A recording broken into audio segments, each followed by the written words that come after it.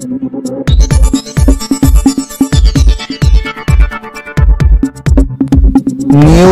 Forward. किती रोज गायकाचं पत्र घुसणार आहे? अरे अजून तरी मर्दावाने मैदानात उतरा. अजून कोणते शब्द वापराव तुम्हाला? बरोबर घरबशांना आव्हान आहे. आता वेळ राहिली नाहीये, रात्र वैराची आहे. फक्त 30 दिवस तुमच्या हातात आहे आणि हे दिवस जर गेले तर याला सर्वस्वी कारणीभूत हे घरबशी असणार आहेत. आम्ही तर प्रामाणिक लढतो.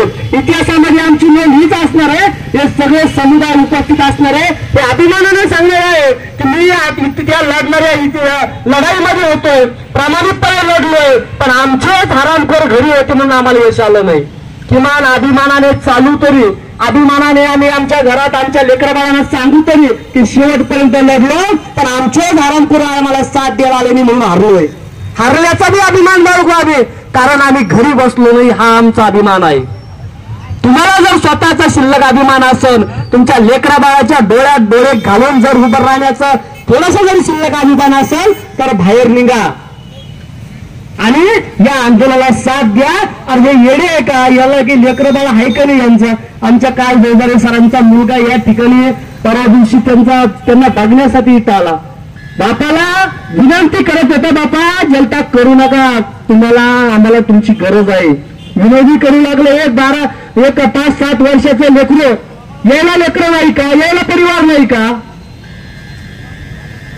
पाणीच का? आम्ही का ठेका घेतला का या सगळ्या गोष्टी करायला? अरे आम्हाला आमदारकी काही लढायची नाही आहे. आम्ही सामान्य शेतकऱ्याचे पोरं आहे. शिक्षक म्हणून जन्माला आलोय, या शेतकऱ्याच्या पोटी जन्माला आलोय आणि चुकून या क्षेत्रात आलोय म्हणून हा संघर्ष करावा लागतोय. आम्ही काही आमदारकीची वारसा घेऊन इथं आलो नाहीये आणि आम्हाला आमदारकीचे कुठे डोहाळे सुद्धा नाही. आजच तुम्हाला सांगतोय, आम्हाला फक्त हक्क लागतोय. माननीय शिक्षण मंत्री महोदय, आम्हाला कुठलाच वोटोपणा नकोय, आम्हाला कुठलाच श्रेयवाद नकोय. अरे तुम्ही फक्त निर्णय घ्या. आम्ही साधी पोस्ट सुद्धा टाकणार नाही की आमच्यामुळे झालंय, अशी पोस्ट सुद्धा टाकणार नाही. फक्त आम्हाला पोटाला हक्काची भाकर पाहिजेत. आम्हाला फक्त आमचा हक्क पाहिजेत. आम्ही भीक मागत नाही, तेव्हा हक्क फक्त तुम्ही शासन आदेश रूपामध्ये लिहून द्या. आम्हाला तिथं काही नकोय. आम्हीच तिथे येऊन तुमचा सन्मान करू. आम्ही स्वतः तिथं मुंबईला येऊन तुमचा सन्मान करू. तुम्हाला इथे येण्याची गरज नाहीये. तुम्हाला आम्ही उपोषण सोडायला याची गरज नाहीये. आम्हाला त्या मोठेपणा मिळवण्यासाठी आम्ही तुम्हाला इथे बोलवणार नाही. आम्हाला फक्त शासन आदेश हवा आहे. आम्हाला येणाऱ्या कॅबिनेटमध्ये आमचा निर्णय हवा आहे, तरच आम्ही उपोषण माग येणार आहे. नसता आमचा जीव गेला तरी वेळ पण आता माघार नाही. आणि जर या 3 बांधवांना काही झालं, तर माझे आव्हान आहे सरकारला, महाराष्ट्र पेटल्याशिवाय राहणार नाही. महाराष्ट्रात आग लागल्याशिवाय राहणार नाही. जर महाराष्ट्रातल्या या शिक्षकाला तुम्हाला रस्त्यावर उतरू जायचं नसेल, या महाराष्ट्रातल्या शिक्षकांच्या हातात आतापर्यंत फक्त खडूपाळा बघितला, वक्राचं रुग्ण कधी हातात येईल हे मी व्यक्ती सांगेल तुम्हाला आता. आणि ते जर येऊ द्यायचं नसेल तर या बांधवांचा विचार करा, याची काळजी घ्या आणि तात्काळ निर्णय घ्या, एवढी शेवटची विनंती करतोय आणि या ठिकाणी थांबतोय. जय हिंद, जय महाराष्ट्र. सगळेजण ऐकायला, सगळं लाईव्ह चालू आहे. आंदोलन करू नये, समाजात माझ्या प्रश्नाला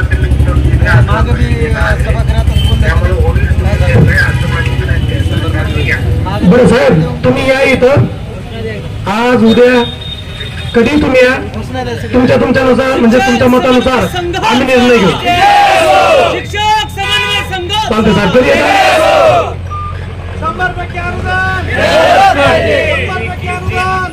त्याला बिना पगारी रिटायर्ड व्हावं लागलं. माझ्या फलटण तालुक्यात 2-3 उदाहरणं आहेत. एससी समाजातला एक माणूस होता, रिटायर झाला.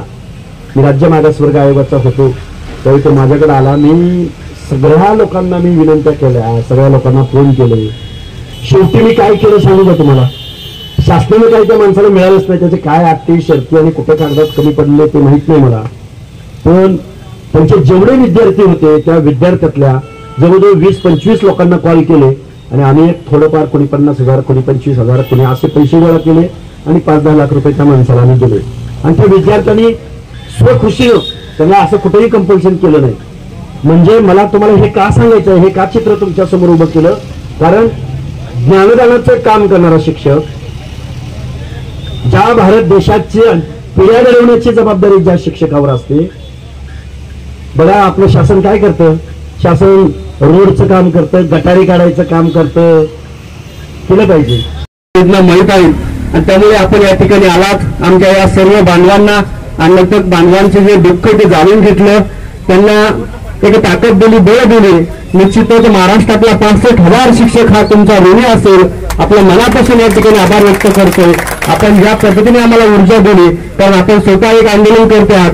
अन्नत्याग आपण स्वतः 10 दिवस केले समाजासाठी आणि अन्नत्याग केल्यानंतर काय वेदना भोगाव्या लागतात याची 100% जाणीव तुम्हाला आहे. त्याच वेदना आज आमचे सगळे 3 बांधव सहन करत आहोत. म्हणून शासनकर्त्याला आज सुद्धा आव्हान आहे की अजूनही वेळ गेलेली आपल्या एका सहीने एक साधी सही जरी केली तर महाराष्ट्रातल्या 65,000 कुटुंब त्या ठिकाणी आनंदी जीवन जगू शकते, त्यांच्या चुली पेटू शकतात. मग ती सही करायला एवढा वेळ आपण का लागता असा प्रश्न खरं तर आमच्या सगळ्या 65,000 शिक्षक बांधवांच्या कुटुंबामध्ये मनामध्ये निर्माण झालेला आहे.